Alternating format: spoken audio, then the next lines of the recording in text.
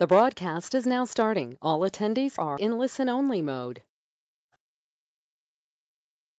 Muito boa tarde, bom dia para quem ainda está no Brasil. Sejam bem-vindos ao primeiro Passe Maratona em português.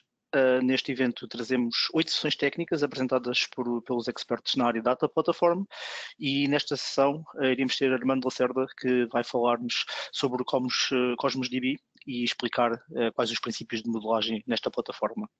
Desta forma, passo a palavra para o Armando. Armando.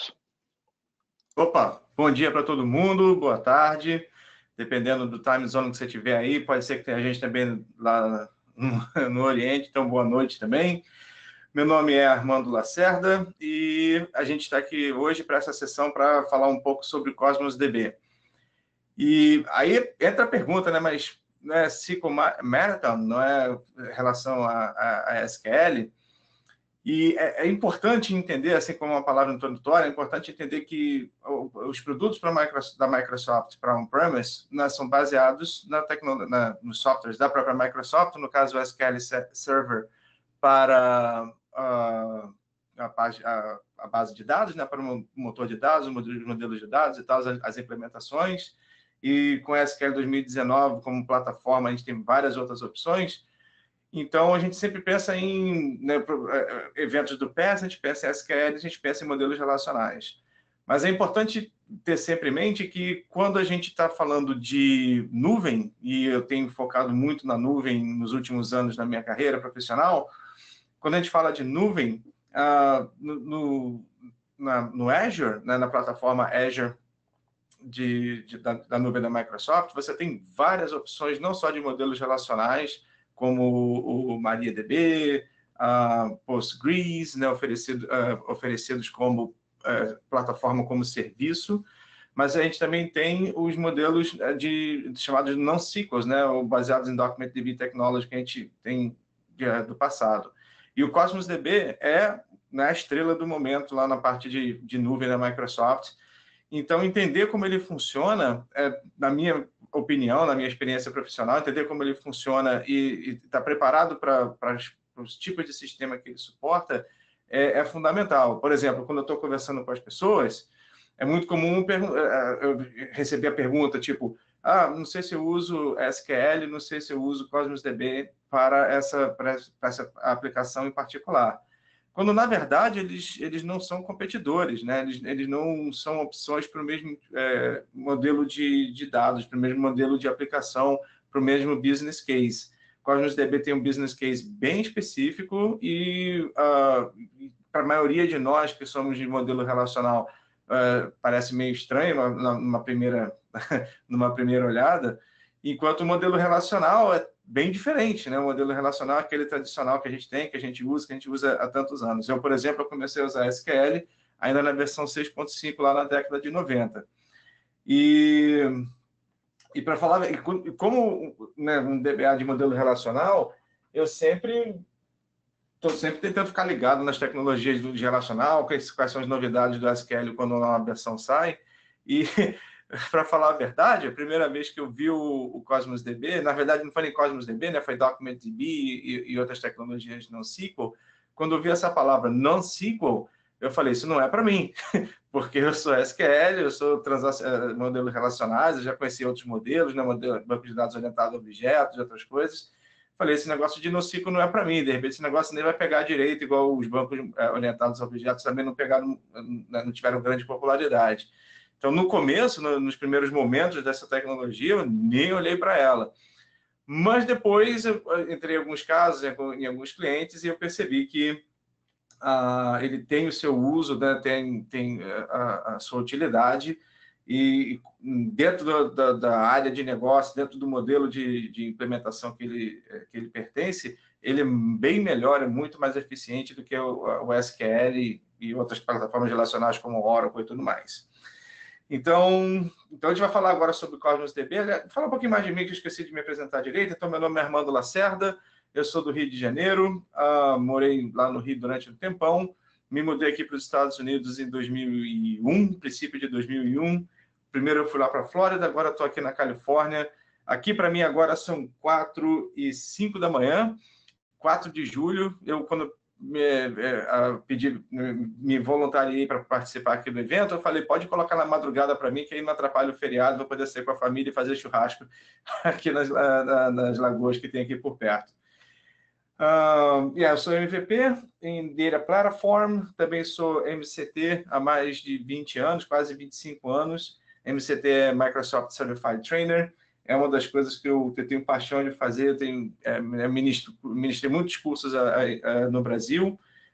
Por um acaso, não ministrei nenhum em Portugal, deveria ter tentado. E agora estou aqui nos Estados Unidos também ministrando cursos na plataforma de nuvem, né, o Azure e tudo mais. Vocês vão ver que eu vou gaguejar um pouco aqui enquanto eu estou falando em português, porque eu tenho apresentado muito dessa... Tentei trabalhar totalmente em inglês, então meu português também aqui enferrujando um pouquinho, então já vai desculpas adiantadas enquanto é isso.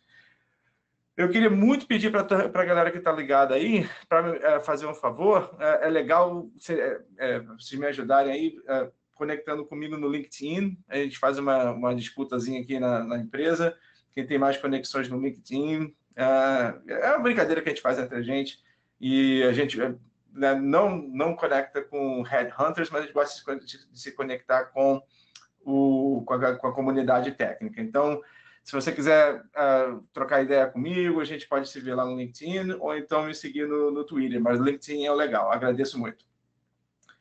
Ok, vou mandar aqui. Outra coisa, essa palestra, nessa sessão aqui, ela foi projetada pelo pessoal da Microsoft. É uma palestra pública, né? Os slides em inglês estão disponíveis lá no GitHub da Microsoft, se você quiser baixar por lá. Eu comecei a traduzir aqui um bocado deles para português, mas o ritmo do dia não deu, então alguns slides no começo vão estar em português, mas daqui a pouco vai aparecer um slide revisando e vai passar tudo para inglês. Eu peço desculpa porque não deu para traduzir tudo, mas acredito que não vai ser problema. Então, quais são os objetivos dessa próxima hora? Compreender como é que funciona a modelagem em Cosmos DB e um fator importante que é particionamento, que em bancos relacionais, no SQL, não é um fator importante em bancos maiores, mas normalmente não é muito utilizado quando a gente implementa modelos de negócios tradicionais no SQL. Então, a apresentação inteira, ela não tem exemplos de código em C# e com Cosmos DB. Eu não vou entrar aqui no portal e mostrar algumas coisas. Não vou fazer isso. Mas todo o exemplo ele foi testado, os números são reais, mas é tudo baseado aqui em alguns cálculos. E conforme a gente for andando nesse exemplo, seria muito legal que vocês fizessem perguntas. Então, eu acho que o microfone não está aberto para vocês, mas vocês têm uma caixinha aí no painel do GoToWebinar, onde vocês podem colocar perguntas e o Cláudio está ligado do lado dele lá para pegar essas perguntas. Já combinei com o Cláudio, conforme as perguntas forem aparecendo, ele vai me interromper aqui. Tem um certo delay entre eu e o Cláudio, então vai parecer que ele está me interrompendo, mas não está não. É só a questão do delay, está tudo tranquilo.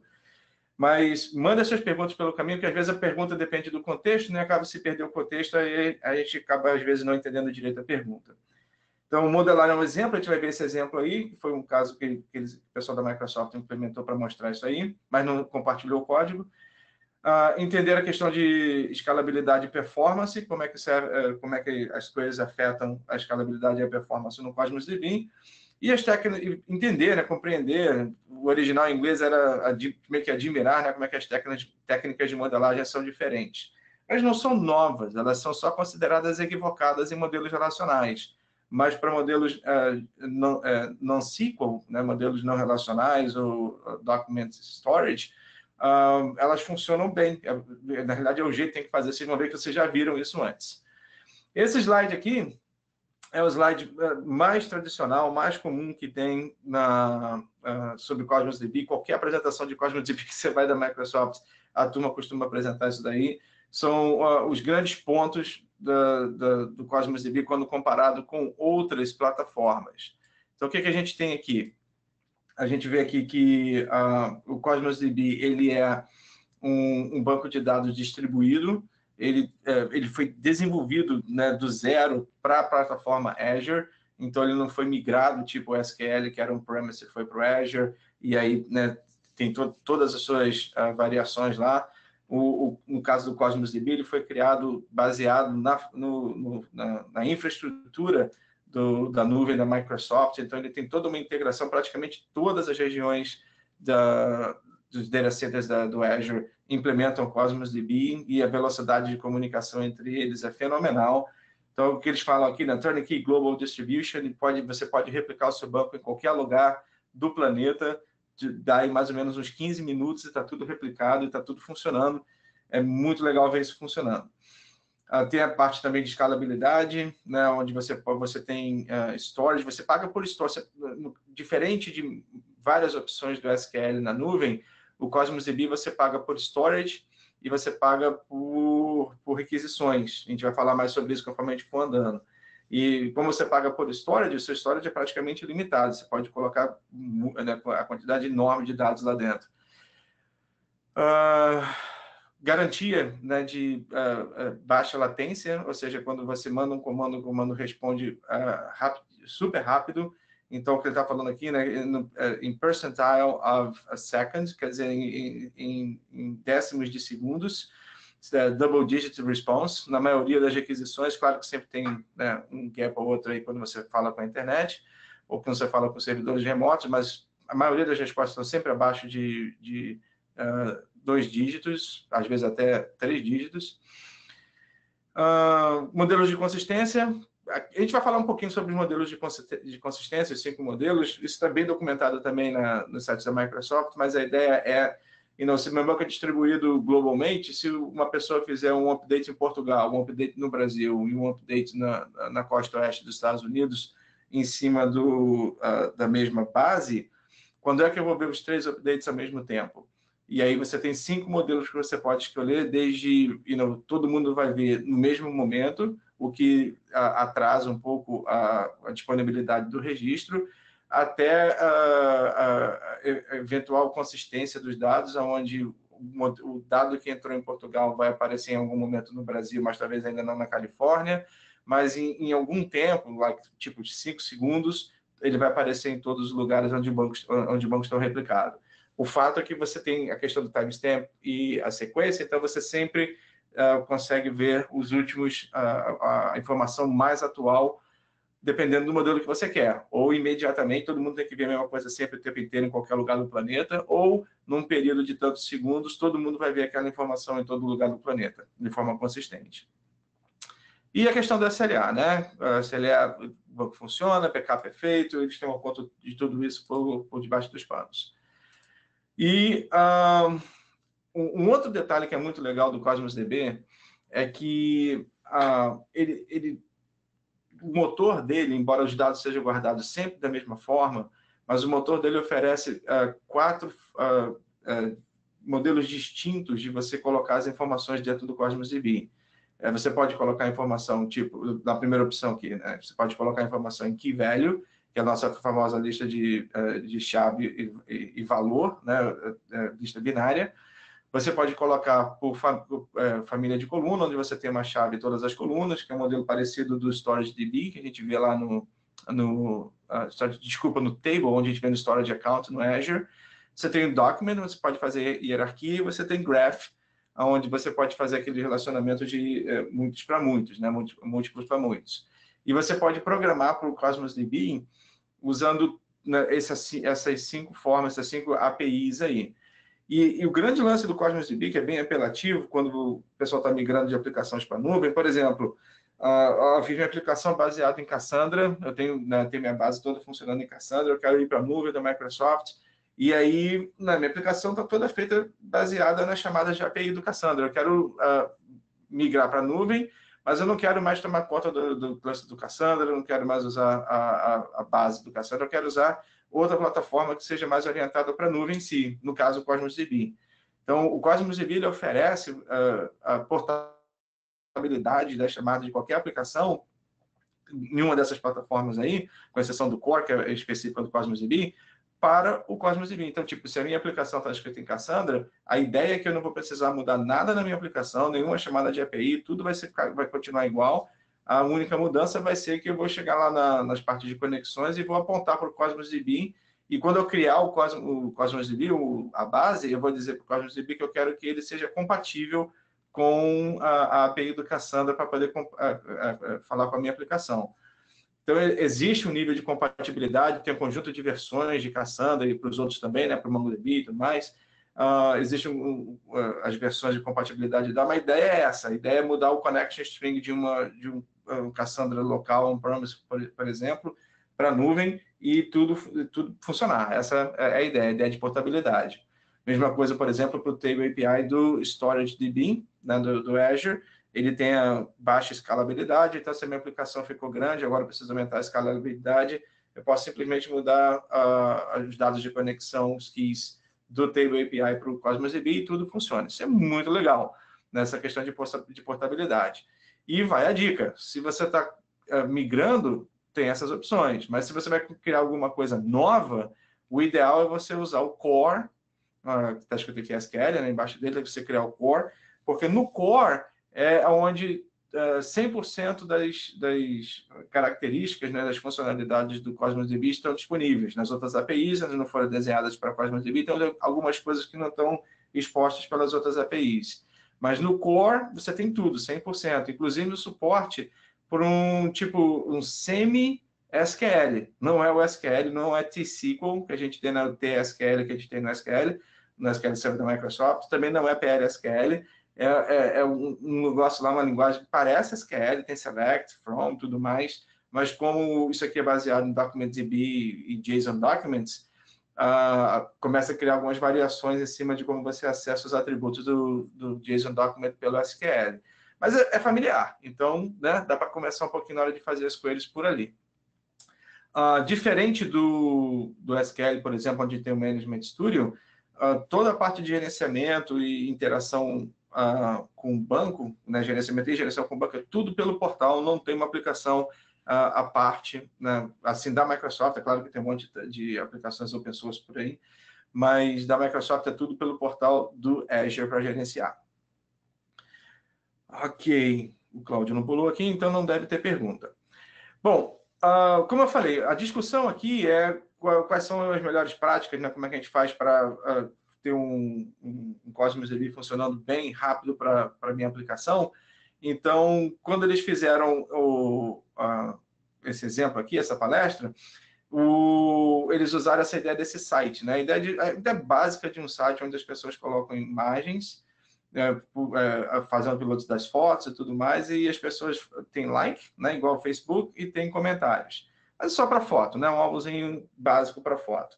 Acho que até a própria aplicação, que quando você abre o Visual Studio lá e faz uma aplicação MVC, a ideia básica lá do site, você pode adicionar alguns pacotes do Nugget, vindos do Nugget, e você pode fazer um negócio bem parecido. Eu estou para criar esse código eu mesmo, mas o tempo não tem deixado. Mas a ideia é essa, alguém faz um post, levanta uma foto, coloca um texto lá sobre o post, e outras pessoas vão gostar ou comentar daquele post. Beleza. Então, essas aqui são as atividades que são possíveis. É importante começar por aqui, entender por isso aqui, porque no Cosmos DB as atividades são fundamentais. Entender quais são as atividades são fundamentais. Então, um usuário cria posts, o usuário também cria likes, né? Cria, na melhor palavra ali, mas ele dá um like lá no post, e também ele pode criar comentários, ele comenta nos posts. O que mais? A página principal mostra os posts mais recentes, então essa é uma outra atividade, eu preciso recuperar os posts mais recentes. É possível listar todos os posts de um usuário em particular, né? Procura uma pessoa e ver quais são os posts dele. Também é possível listar todos os comentários de um determinado post e quem deu like, quem gostou do post. Então, como qualquer caso de negócio, você precisa entender o que você vai implementar. Isso aqui está dando contexto para a gente, vai ser importante quando a gente for modelar a base no Cosmos. Um post é exibido com o autor, esse é o autor com H ali, e o total de comentários e likes. Então, né, quando peço para ver um post, é assim que ele aparece, um post particular. Comentários e likes são exibidos com o nome dos autores. E quando exibidos em lista, os textos dos posts são reduzidos. Então é importante entender que nem toda exibição dos posts vão dar o texto completo do post. Ele pode estar reduzido para poder melhorar a apresentação dele na página. Então, com essa ideia, com esse caso aí, se a gente for usar modelo relacional, eu acredito que você concorda que esse modelo que está aqui na tela agora, ele seria uma boa representação para o caso que a gente acabou de ver desse site aí, né? Então, a gente reparou quem são os atores, a gente tem usuário, a gente tem posts, a gente tem comentários, a gente tem likes, e aquela história, né? Um usuário pode ter um ou mais posts, um usuário pode dar likes em posts de outros usuários, um usuário pode comentar nos posts de outros usuários, e o post em si mesmo tem o seu próprio texto, né? Que está ali como comentário, tem o seu próprio texto. Então, eu acredito que nesse ponto aqui, até esse ponto aqui, você falar, acho que se eu fosse fazer isso em SQL, eu ia fazer alguma coisa bem parecida com esse modelo aqui. O que é correto, esse é um modelo relacional, é assim que a gente faria.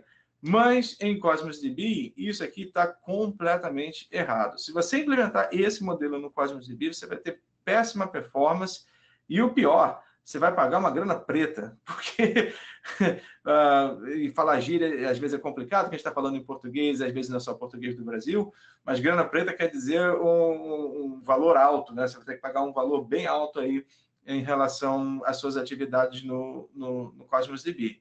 E a gente vai entender por quê conforme a gente for passando aí. Então, aqui vai, né, uma dica fundamental. Quando você vai modelar para NoSQL, quando você vai modelar para Cosmos DB, você não vai usar as suas técnicas relacionais, né? Dá tchau para elas e você vai começar a pensar de outras formas e vai modelar de outras formas. Quais são essas formas?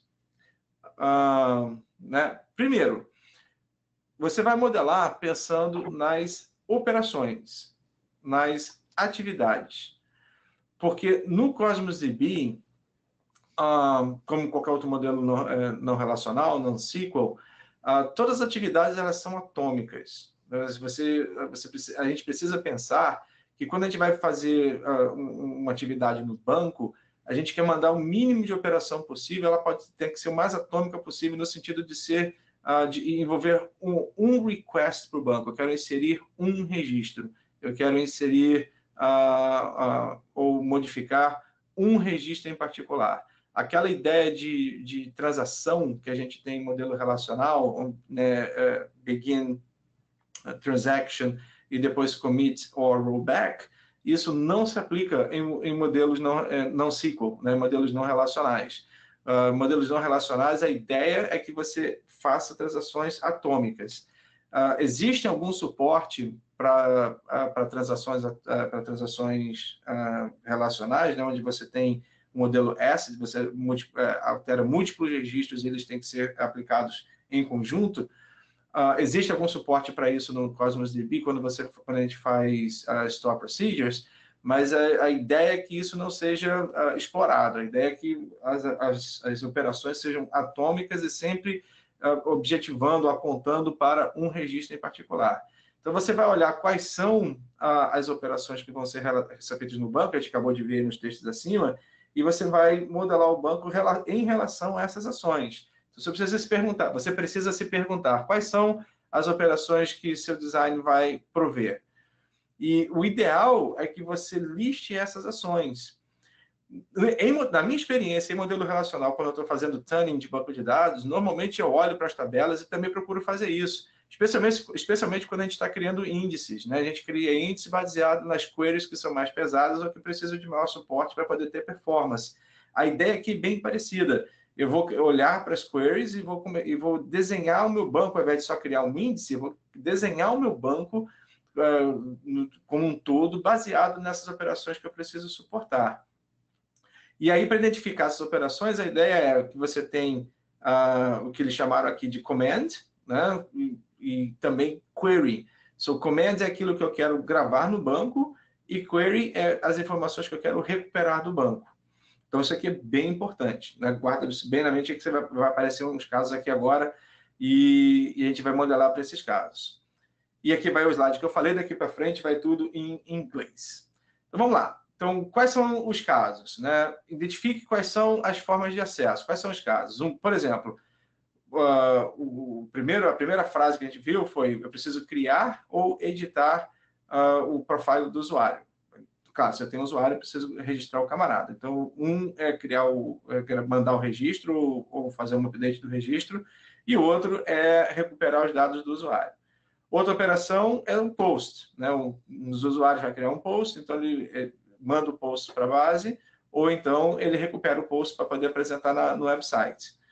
Existe também uma outra query baseada no usuário, na lista de posts de um determinado usuário, naquela forma comprimida, onde o texto do post aparece resumido. Uma terceira operação é outros usuários comentarem no determinado post e recuperar esses comentários. Uma quarta operação de gravação no banco é registrar um like, né? Alguém gostou do post.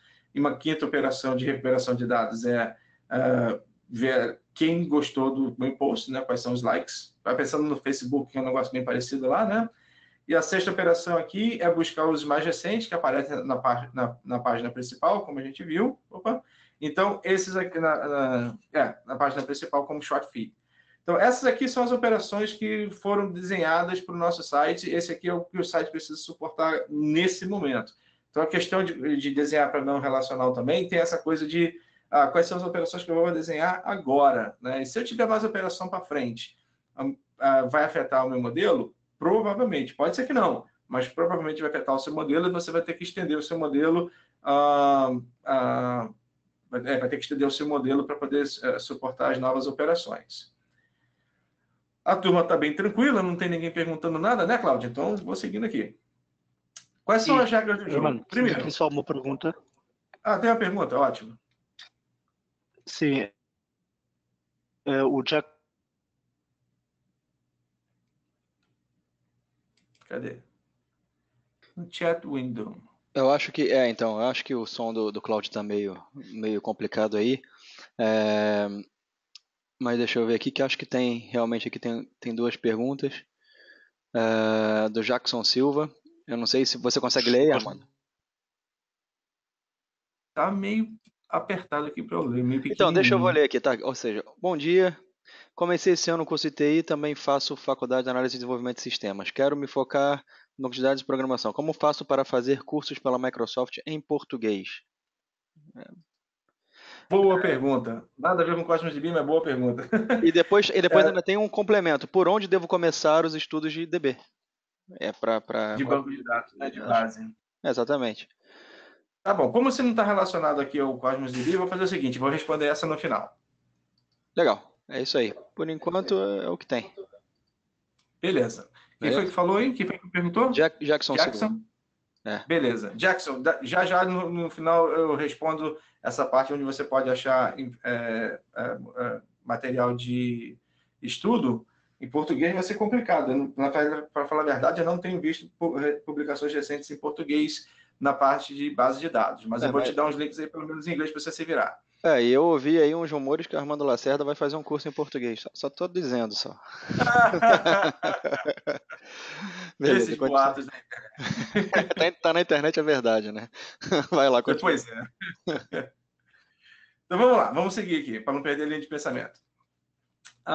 Então, quais são as regras do jogo? As regras do jogo são, no banco de dados em Cosmos DB, o que acontece é que a gente tem documentos e containers, onde documentos são praticamente os meus registros, e os containers é onde esses documentos ficam guardados. Segue, vamos lá. São parecidos com linhas na minha tabela, né, os documentos dos containers? Não, os documentos não são parecidos com linhas na sua tabela, eles são hierárquicos. Então, a ideia é realmente não bem enfatizada aqui ou não. Então, por exemplo, quando a gente tem aqui os 4 atores que a gente viu, né, user, posts, comments e likes, cada um deles tem os seus atributos. E a gente vai pensar neles como sendo repositórios desses atributos dentro do Cosmos DB, né? Eles são os meus documentos. E eles vão ficar guardados dentro desses containers, ou dentro dos containers dos repositórios físicos, onde as informações vão ficar efetivamente registradas. Mas quando eu for modelar, eu vou modelar baseado nos dados que eu preciso recuperar ou tratar de forma conjunta. Então, você precisa fazer o seu provisionamento baseado nas operações para você conseguir performance. Então, você precisa, quando você vai no Cosmos DB, isso aqui eu acho que vale a pena entrar aqui no browser e, de repente, mostrar isso aqui para vocês. Então, deixa eu entrar aqui no portal aqui rapidinho. Está muito pequeno para ver? Não sei. Deixa eu entrar na minha conta aqui que a Microsoft dá para a gente. Vou dar um zoom aqui para isso aqui ficar maior. Vamos ver se vai ficar legal. Acredito que esteja grande o suficiente, né? As fontes estejam grandes o suficientes. Então, quando eu entrar aqui no Cosmos DB, e vamos ver se ele não vai responder lento demais. Pronto, ó, quebrou, tá vendo? Por isso que a demonstração é perigoso. Por que está lento? Não tem motivo para estar lento. Ah, pronto, apareceu. Então, vamos adicionar aqui, Cosmos DB.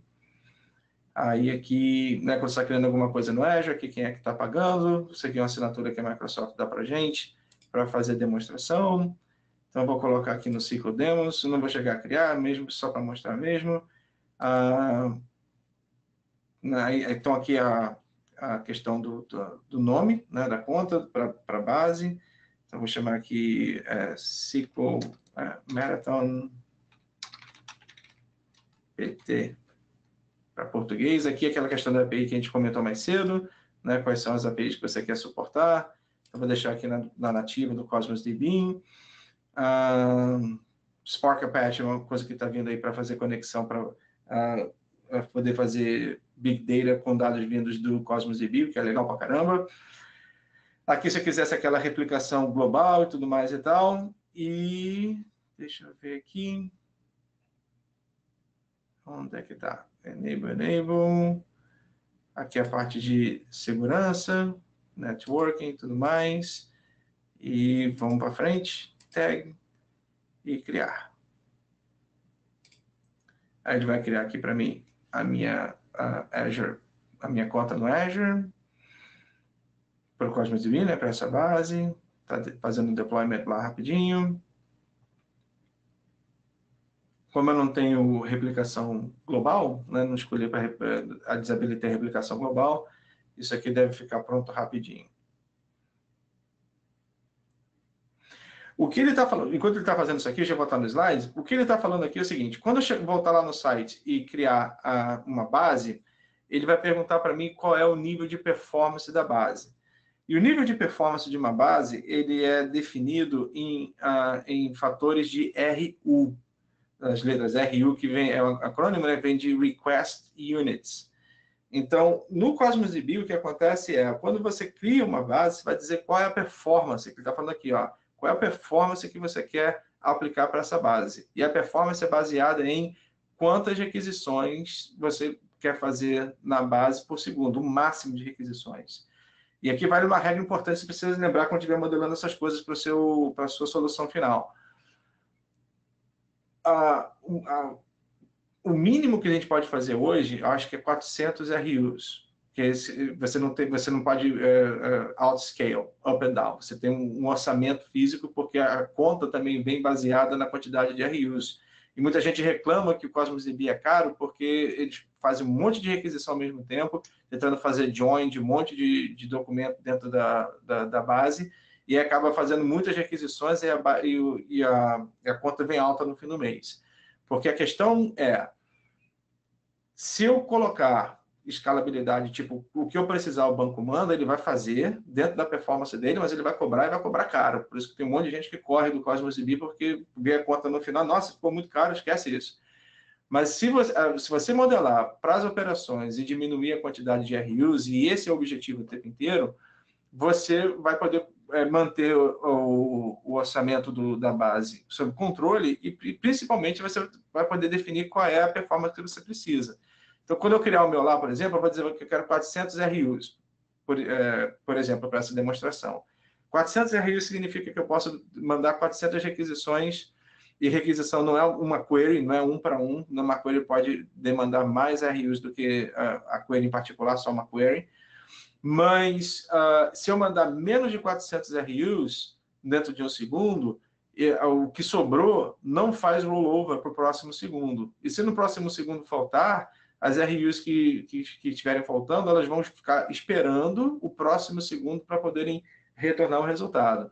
Então, a performance do banco é provisionada nesse sentido. Você diz quantas RUs você quer dentro de um segundo, e aquilo ali deve ser o que você precisa para o seu site, para suportar a sua aplicação, no nosso caso aqui, o site. Então, tá aí, ó. São expressadas em request units, e a performance é baseada, ela é provisionada tanto a nível de banco, né, que eu acabei de criar a conta, vou criar o banco lá no site daqui a pouquinho, como também nível de container, que é o elemento dentro do banco lá que vai tratar das informações. Então, quando eu chegar aqui, ó, vou adicionar aqui, para cá. Vou adicionar aqui um container para poder colocar o meu banco lá dentro do container. E aqui ele está me perguntando aqui, como você pode ver, o negócio de comentário ficou aqui na frente da minha tela. Deixa eu tirar ele daqui. Aqui é onde está essa questão do reuse, ó, tá vendo? É provisionado. Então, existe aqui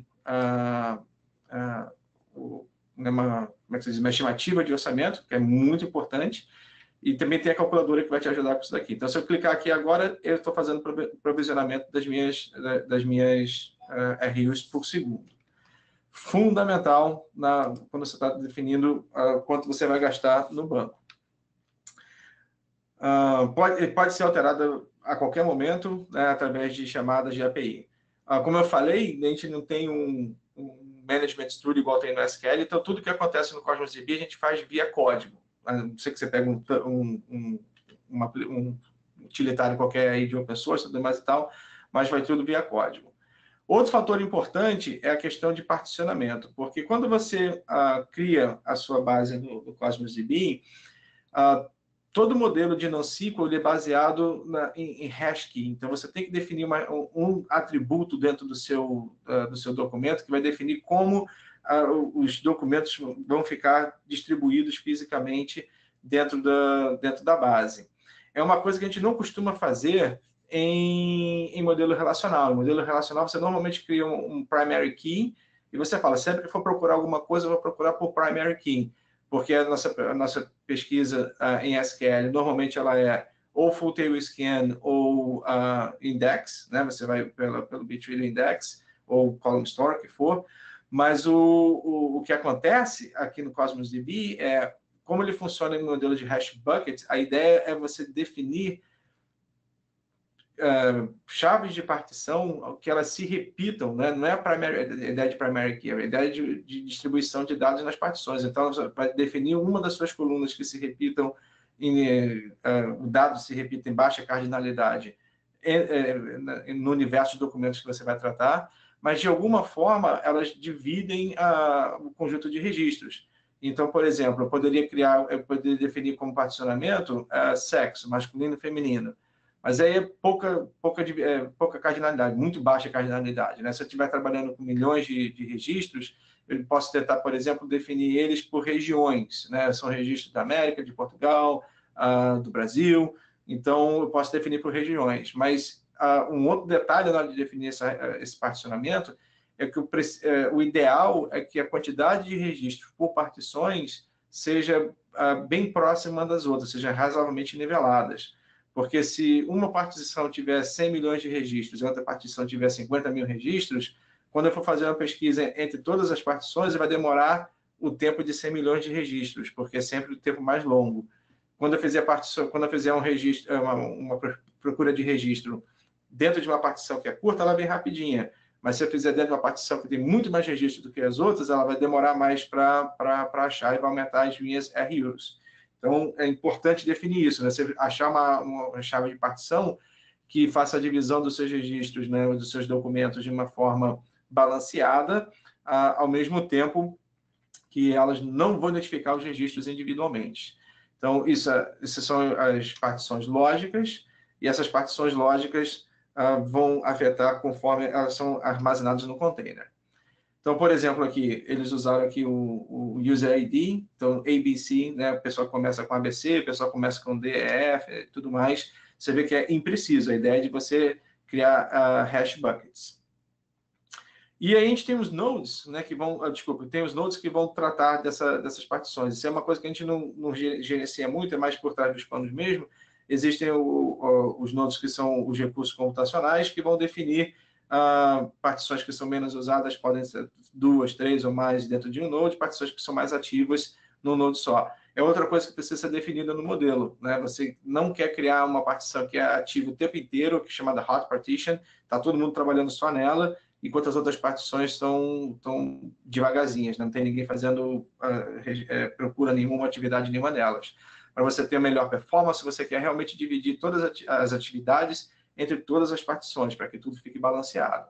A mágica está mais ou menos por ali. Mas isso é uma conversa para outro dia. Vamos continuar falando aqui das melhores práticas na parte de modelagem.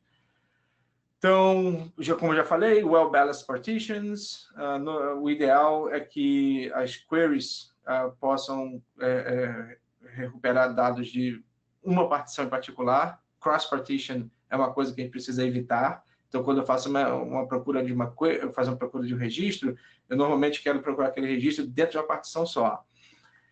E aí ele repetiu a ideia ali do ID pelas partes. Então, por exemplo, nesse select aqui, user ID está dentro dessa área, por exemplo, seria Daniel, né? Então é DEF, e aí ele ia cair dentro dessa partição aqui, né? Essa query em particular. Mas na base como um todo, está todo mundo procurando nomes de tudo quanto é gente, né? Então todas as partições são ativas porque vamos dizer, Daniel não é o mais popular do site, né? Todo mundo é mais ou menos procurado, os posts são procurados mais ou menos de forma balanceada. Beleza. Voltando para o caso, nossas 4 comandos e queries, como é que a gente ia modelar isso daí, né? Como é que eu ia criar meus documentos? Então, eu tenho o usuário, eu tenho o nome do usuário, o post, eu tenho o ID do post, né? A identificação individual de cada post, o usuário que colocou, o título daquele post, o conteúdo e quando ele foi criado. A mesma coisa para o comentário, eu acho, né? Post ID, user ID, content, o comentário, comment content, e a data ali também, e aqui o like. Então, esses são os meus 4 documentos. Isso aqui parece com aquela modelagem que a gente fez relacional. Então, isso aqui seria a representação em JSON, no formato JSON, daquelas 4 tabelas. Mas, como a gente já falou, isso aqui não é o modelo ideal. Essa não é a forma que a gente quer fazer. Então, aqui estão os relacionamentos, né, as chaves entre eles. Como a gente não quer fazer desse jeito, eu preciso me perguntar, o que eu vou fazer? Eu vou criar uma hierarquia entre esses caras e vou gravar eles juntos, ou vou apontar por referência que seria algo tipo um join dentro da base relacional? Por exemplo, eu tenho o ID, eu tenho o elemento relacionado daquele ID, por exemplo, o usuário e o post daquele usuário, e aqui ele está embedded, ou seja, está hierarquizado dentro de um documento só, ou eu vou fazer um modelo relacional, né? Eu vou ter o ID da outra base lá. Como eu já falei, Cosmos DB não é relacional, então essa ideia de fazer join normalmente não é uma boa ideia. Aqui são as ideias gerais. Normalmente eu quero embed quando é um modelo de 1 para 1, tipo um usuário vai fazer um post só, o que não é um caso aqui, ou de 1 para few, isso aqui provavelmente você nunca viu antes, né? Ou seja, de 1 para alguns. Eu vou ter um relacionamento de 1 para muitos, mas esses muitos não são muitos, são poucos. E quando são poucos, fazer o join é muito custoso em Cosmos DB, ou em qualquer modelo NoSQL. Então, o ideal é que você vai colocar aquela informação dentro do próprio do registro principal, né, do ator principal.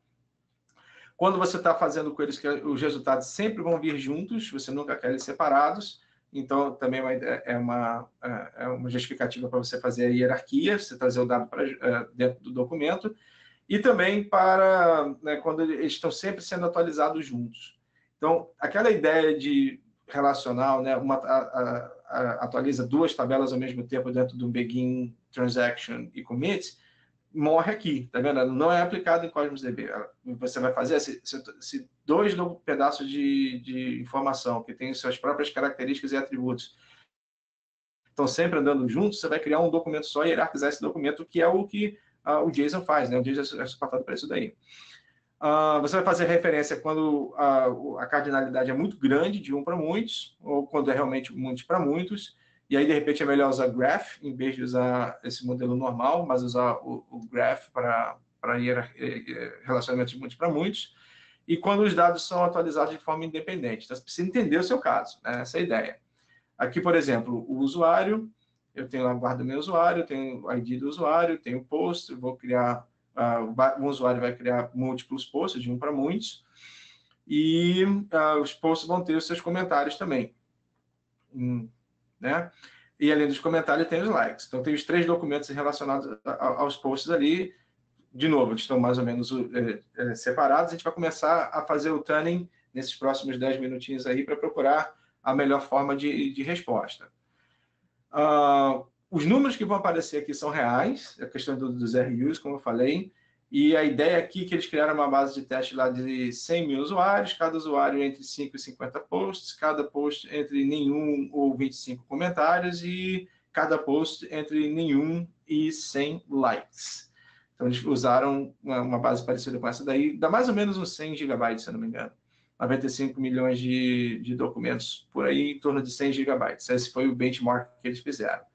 Então, para criar um usuário, o que você faz para criar um usuário? Tirar esse negócio de comentário aqui da frente. Pronto. Para criar um usuário, você vai mandar um documento para a base, aquele documento que a gente já discutiu. Então, aqui. Criar um usuário novo custa 5,71 RUs, demora mais ou menos uns 7 milissegundos para poder fazer, gravar aquele registro na base, na forma como ele está definido, que a gente viu. Então, beleza. Isso aí, e quando você faz esses testes, quando você está desenvolvendo para Cosmos DB, ele informa isso para você. A API te dá essa informação, né? Quantas RUs consumiu e qual é o milissegundos. Essa questão de 5 RUs aí para criar um usuário depende muito de índice, né? Por default, o Cosmos DB ele vai criar índice em cada um dos atributos que existe dentro do documento. E aí, se você diminuir a quantidade de atributos que tem dentro do documento, você vai diminuir a quantidade de RUs, porque são menos gravações. Gravação custa um pouco mais, né, consome um pouco mais de RU, mas a questão do índice, de olhar para o índice aí que não é comentado aqui, é importante. Então, 5 RUs está considerado razoável, né? Passou no critério deles. Na hora de recuperar um usuário, vai ser um select simples dentro do usuário ID, ele vai procurar dentro da mesma partição, custou 2,9 RUs, também está considerado razoável, né? Criando os 4 documentos à parte. Aí, quando vai para a query para o comando de criar um post, né? Vai dar um insert lá na base, ele não colocou lá o RU, mas também, né, criou o post, está lá, está guardado. Quando for recuperar um post de um usuário em particular, né, tá aqui, select start from page post, um post é de tal, e o tipo é post, porque pode ser comentário, né, tem os dois lá. Ele definiu assim. E como que a gente está fazendo tipo um join, e não tem join em Cosmos DB, você tem que buscar um registro e outro, baseado no ID do autor, você vai fazer 2 selects. E aí, no caso lá no site, que precisa ver quanto... comentários, né? Qual foi o primeiro comentário que veio para aquele post lá, você vai fazer todas essas 4 operações aí para comentário, para like. Então, quando você pegar o resumo de um post para um determinado usuário, de um determinado post de um determinado usuário, você vai fazer essas 4 queries aí. Então, vai buscar pelo ID todas essas informações, 3 queries no mesmo repositório, e aí você conseguiu, né, você gastou 20 RUs, eles gastaram 20 RUs para fazer isso aí praticamente com 9 milissegundos para recuperar todos esses registros. O que pode ser melhorado, porque a gente está trabalhando aqui vindo do modelo relacional, está pensando em joins, mas como não dá para fazer joins, tem que fazer 4 selects, isso pode ser melhorado. Eu vou dar uma adiantada aqui, né, esse aqui no caso está recuperando vamos ver, os posts de um determinado usuário, e aí ele está fazendo múltiplas recuperações dos comentários, dos likes, dos caras que fizeram esses comentários e esses likes também da base dos usuários. Nesse caso aqui, porque tem tanta reentrância, né, estou fazendo essas coisas para cada um dos posts de um usuário em particular, o que acaba acontecendo aqui é que eu gasto 619 RUs. Né? Embora, veja bem que isso aqui é interessante, embora a query recuperar esses dados todos tenha demorado 130 milissegundos, eu gastei 619 RUs, ou quase 620.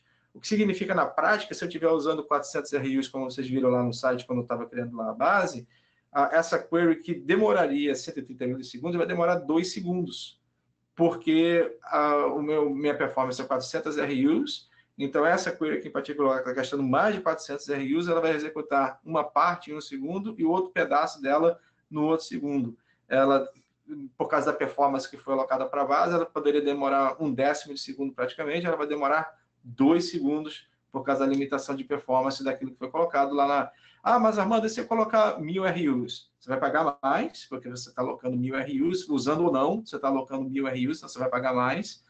Mas se tiver um monte de outra gente fazendo essa mesma query em paralelo na base, se esse monte de outros, se por exemplo, tiverem 2 fazendo ao mesmo tempo, aí um dos 2 vai demorar 2 segundos. Né? Um vai vir rapidinho, o outro vai demorar um tempão, por causa da forma como os dados estão sendo recuperados da base.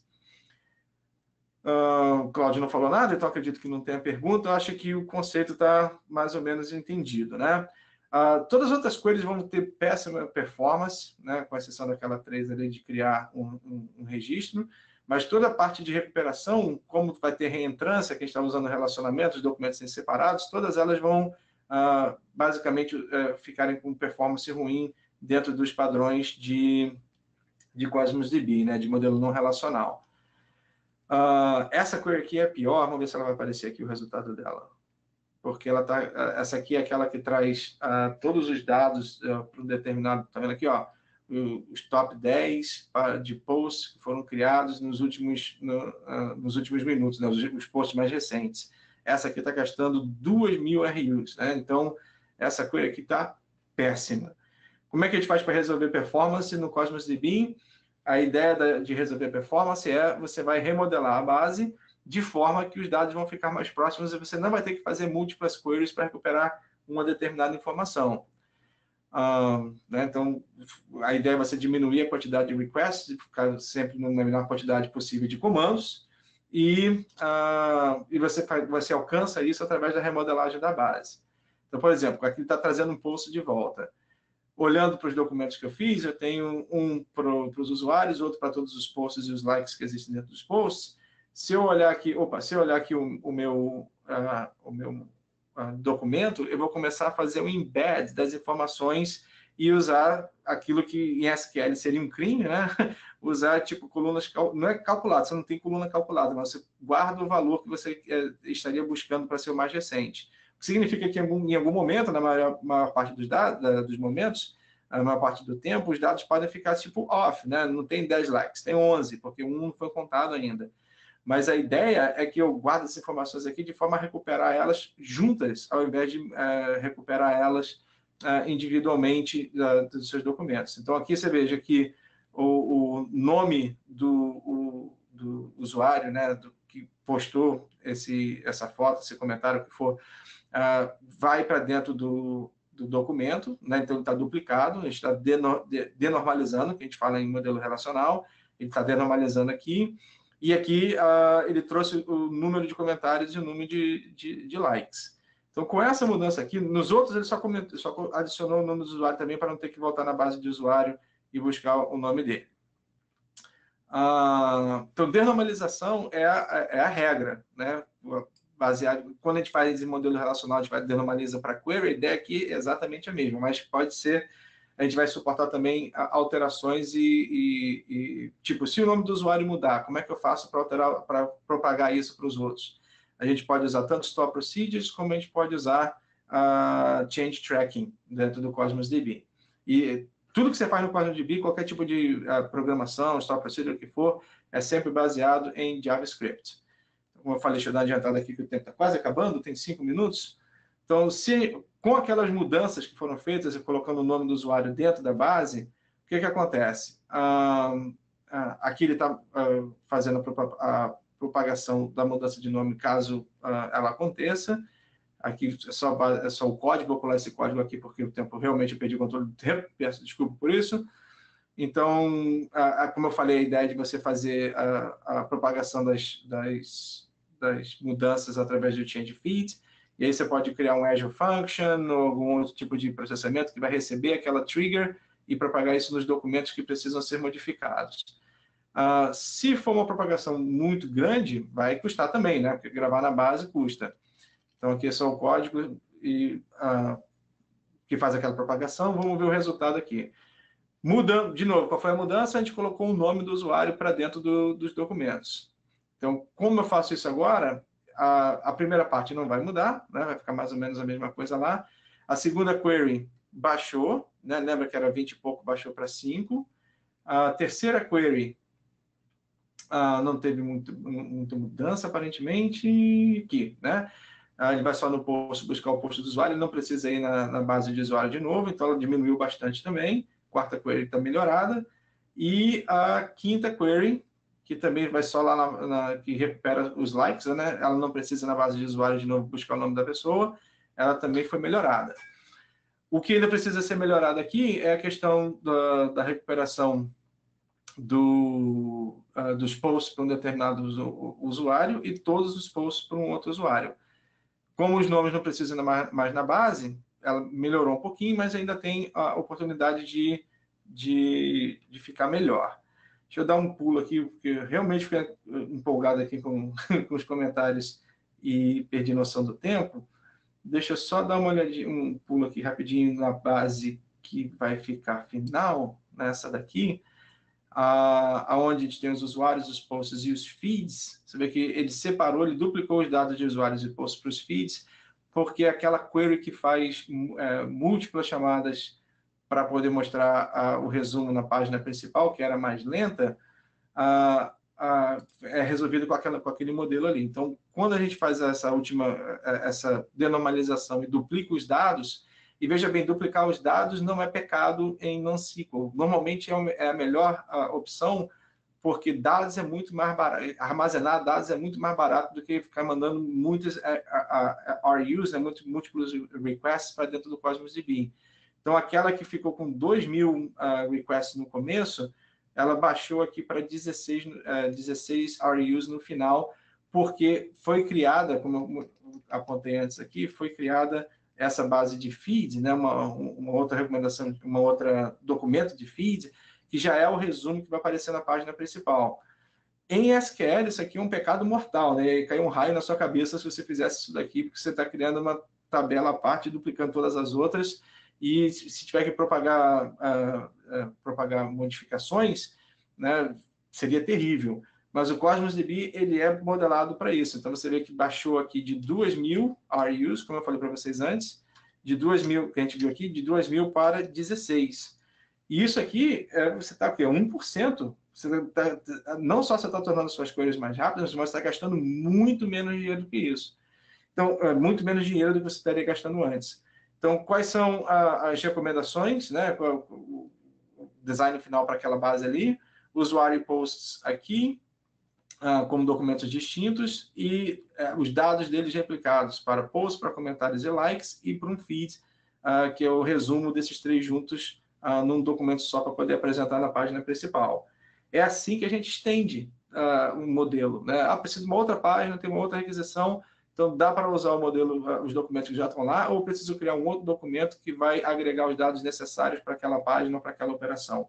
De uma forma bem atômica, e mais importante, voltando aqui, lembra que tinha um monte de queries para esse daqui, para o último, né? Tinha era uma query e um monte de umas 3 ou 4 reentrantes, agora é tudo resolvido com uma query só. Diminuiu o número de requests. É assim que a gente consegue sucesso dentro do Cosmos DB, mantendo o orçamento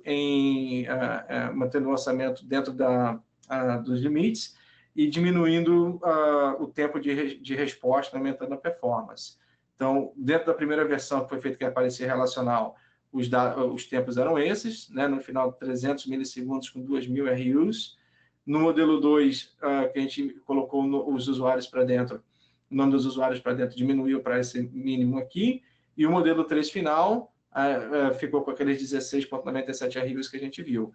Como é que a gente alcançou isso? denormalização dos dados, usando Changing Track para replicar os dados onde eles estão denormalizados e criando visões específicas, seria tipo views no SQL materializadas, para usar aquelas views para preencher páginas específicas com os dados que as páginas precisam.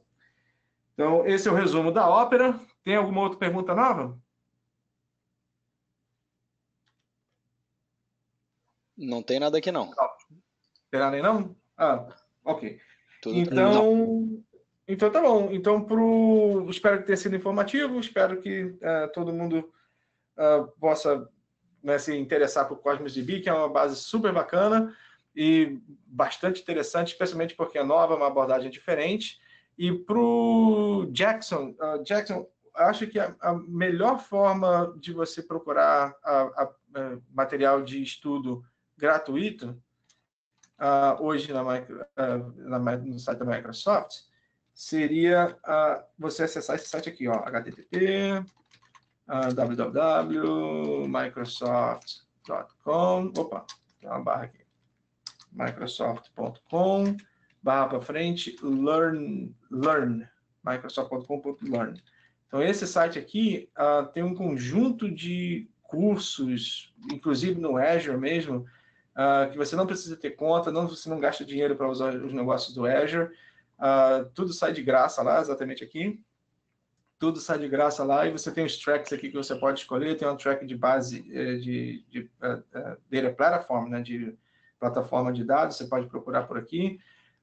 Tudo aqui é de graça, e você vai usar recursos daqui, ó, NoSQL, Cosmos DB, você pode procurar por aqui também. O único detalhe é que não está em português, mas tudo aqui está de graça.